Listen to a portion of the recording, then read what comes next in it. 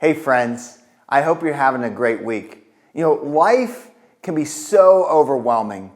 And it just seems like in the world today, we are just so overwhelmed with life, the cost of living. And sometimes in the middle of all this, it's like God is pulling us in a direction with maybe a task or something we have to deal with that just seems so overwhelming. I just can't do this. And maybe you're so overwhelmed with life and the reality of what we need to accomplish in our day-to-day or what God's calling us to do in situations that we just think, God, where are you? God, do you know me? God, do you care?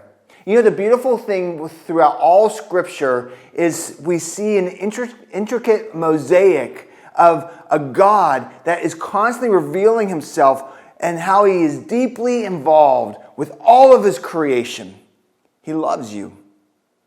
Reminds me of a story in the Old Testament in Exodus when there was this man by the name of Moses who really just wanted to kind of go live his life and not get involved with what was going on in the world around him.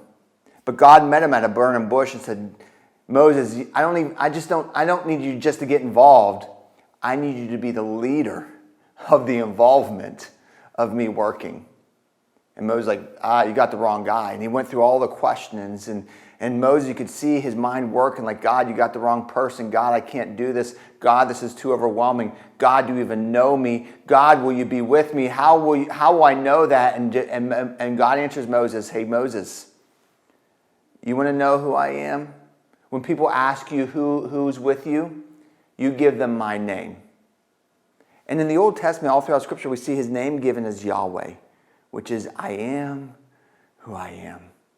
Or another way to phrase it is God saying, my name is I absolutely am, which means he's timeless. He's the beginning and the end. He was always there. He always will be there. Nothing in all of creation can happen apart from him. Everything is created by him.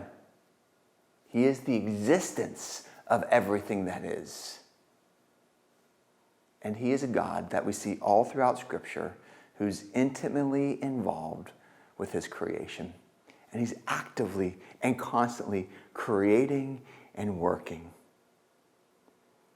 You see, my friends, I think all throughout what we see in Moses' journey, as he led the people out of Egypt and wandered in the desert for 40 years, God was showing him something.